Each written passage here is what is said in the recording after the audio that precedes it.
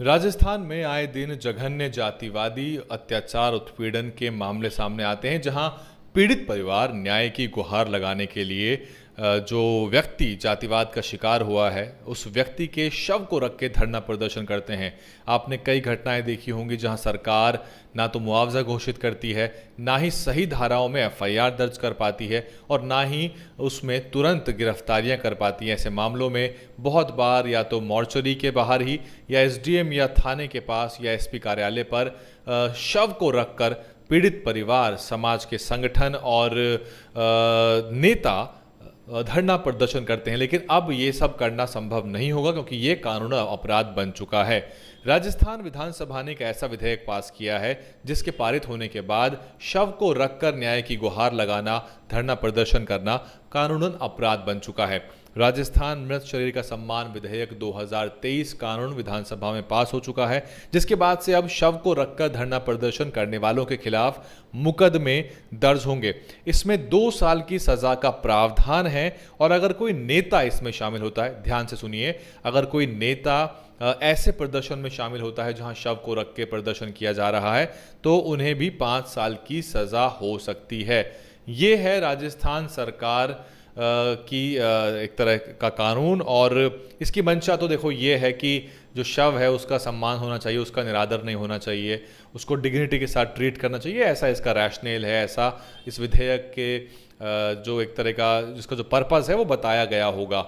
लेकिन शायद राजस्थान इस तरह का एकमात्र राज्य हो जहां पे इस तरह का कानून निकल कर आया है। लेकिन आपको मालूम है राजस्थान में बदस्तूर दलित अत्याचार उत्पीड़न के जघन्य मामले सामने आते हैं। वहां सरकार की तरफ से उसका कोई संज्ञान नहीं लिया जाता। स्थानीय प्रशासन और पुलिस जो है वो उस पर अपनी कार्रवाई करते हैं। गिरफ्तारियां बहुत दिन बाद होती हैं, कई बार तो एफआईआर तब होती है जब बहुत लंबा समय बीत चुका होता है और मामला सोशल मीडिया में हाईलाइट होता है, जैसा कि मणिपुर के मामले में आपने देखा जहां 70-78 दिन बाद एफआईआर होती है, प्रधानमंत्री का बयान आता है। यही स्थिति राजस्थान या बाकी राज्यों की भी है। लेकिन अब आने वाले समय में पीड़ित परिवार जो है वो जब चारों तरफ से हतोत्साहित हो जाता है, निराश हो जाता है, उसको न्याय की कोई किरण नजर नहीं आती, ऐसे में वो शव के अंतिम संस्कार से मना कर देते हैं और तब तक शव को वहां से नहीं हटाते जब तक कि सरकार उचित मुआवजा घोषित ना करे, उचित धाराओं में मुकदमा दर्ज ना करे या फिर दोषियों को यानी कि आरोपियों को एफआईआर के तहत जो नामजद हैं उनको गिरफ्तार ना करे। ये एक बहुत ही एक तरह से एक मजबूरी का कदम होता है क्योंकि कोई नहीं चाहता कि अपने ऐसे व्यक्ति को जो इस दुनिया में नहीं रहा, जिसने जातिवाद जघन्य झेला। बहुत सारे तो इसमें सामूहिक दुष्कर्म के मामले भी होते हैं, कुछ बहुत ज़्यादा जघन्य अत्याचार उत्पीड़न के मामले होते हैं जहाँ पे जातिवादी तत्व सीधे तौर पे जान तक ले लेते हैं और फिर जब न्याय नहीं मिलता कहीं से भी, जब सरकार के कान पे जू नहीं रेंगती बड़े पैमाने पर, तो फिर ऐसे में धरना प्रदर्शन किए जाते हैं। लेकिन अब क्योंकि ये कानून जो है वो पास हो चुका है, ऐसे धरना प्रदर्शन करना अब संभव नहीं होगा।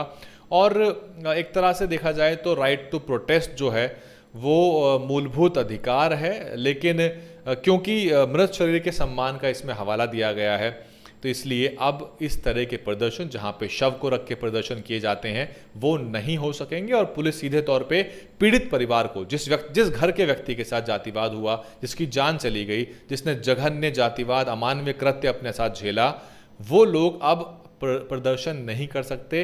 वो मृत व्यक्ति जो न्याय की गुहार वहां लगाता है, यानी कि अपने मरने के बाद वो अपने परिवार के साथ वहां शव के रूप में मौजूद रह के जो न्याय की गुहार लगाई जाती है वो नहीं लगाई जा सकेगी। कमाल की बात है कि जीते जागते लोगों को आप सम्मान नहीं दे पा रहे। जो लोग लगातार जातीय अत्याचार उत्पीड़न झेल रहे हैं, आप ऐसे जातिवादी तत्वों पर, ऐसे आपराधिक तत्वों पर लगाम नहीं लगा पा रहे।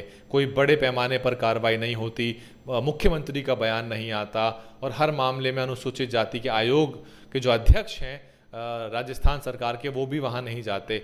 यानी किसी भी तरह से अपराधियों में जो जातिवादी तत्व हैं उनमें कोई भी खौफ नहीं है कानून का और वो खुलेआम बिल्कुल कानून की धज्जियां उड़ाते हुए ऐसे जातिवादी कृत्यों को अंजाम देते हैं। लड़कियों को उठा के उनके साथ सामूहिक दुष्कर्म के मामले निकल के आए, मार के कुएं में फेंक दिया जाता है और हर तरह के महिला और पुरुष दोनों के साथ ही जघन्य से जघन्य जातिवादी अत्याचार राजस्थान में होते हैं।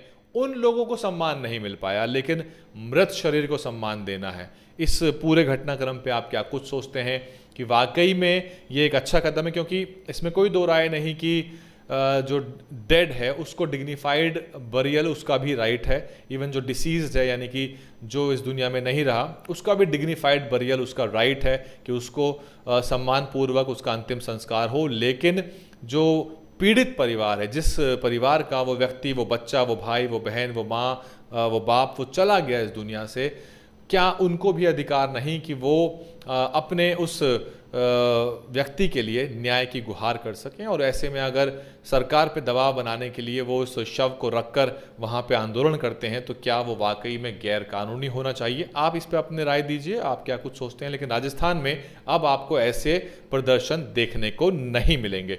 डीएन हिंदी पे इतना ही। अपना राय आप इस पे बताइए, कमेंट करिए। और इसका सबसे ज़्यादा जो असर पड़ेगा वो दलित समाज पे ही पड़ेगा, क्योंकि वो आमतौर पे पुलिस और प्रशासन की मुसीबत बढ़ा देते थे जब वो शव का अंतिम संस्कार नहीं होने देते थे और प्रशासन को मजबूरन कई बार मुआवजा घोषित करना पड़ता था, कई बार गश्त बढ़ा के, दबिश बढ़ा के गिरफ्तारियां सुनिश्चित करनी पड़ती थी। कमेंट करिए इस मुद्दे पर। डीएनएन हिंदी को सब्सक्राइब करने के लिए दबाएं लाल रंग का सब्सक्राइब बटन और घंटी का बटन दबाकर ऑल नोटिफिकेशन पर क्लिक करें।